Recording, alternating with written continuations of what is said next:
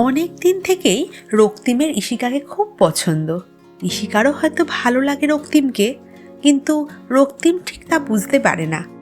অনেক ভেবে রক্তিম রাতের বেলায় ইশিকাকে একটা আই লাভ ইউ বলে মেসেজ পাঠায়। তারপর যথারীতি প্রচণ্ড টেনশন, কি উত্তর আসে।